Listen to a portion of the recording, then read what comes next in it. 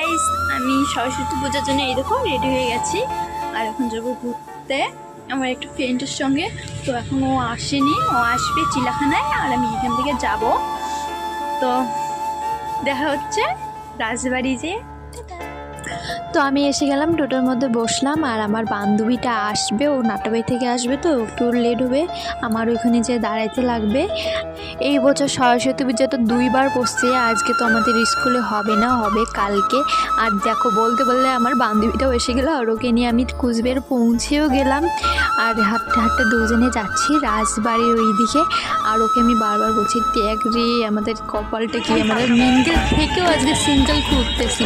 ওরও বিয়ে হয়ে গেছে, আমারও বিয়ে হয়ে গেছে, দুজনের হাজব্যান্ড বাড়িতে নেই, আর আমরা দুজনে সিঙ্গেলের মতো করে ঘুরতেছি। আর বলতেছি হাই, এই কি ভুল করলাম বিয়ে করে।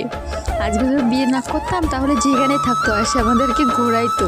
আর এই দেখো সব কপল যাচ্ছে গাইস, দেখেছে মনটা খারাপ করতেছে না। আমরা দুজনে এইগুলো নিয়ে অনেক হাসাহাসি করতেছি, আমি কি ভুলটা করলাম। কেমন ফিলিং করতেছে রাজবাড়ি এসে, জোড়ায় জোড়ায় ঘুরি। তো গাইস একটা মানে কি করবো, পরিস্থিতি অনেকই খারাপ এখন।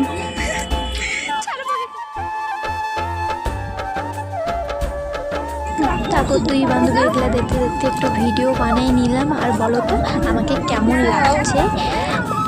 চ্যানেলটা সাবস্ক্রাইব করতে একদম ভুলবে না, লাইক কমেন্ট শেয়ার করবে, আমার পাশে থেকো।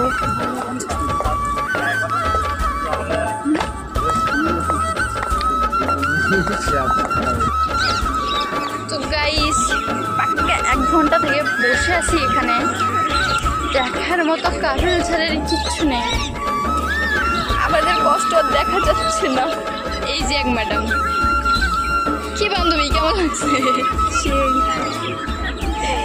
ছাড়ো বাকি কাউকে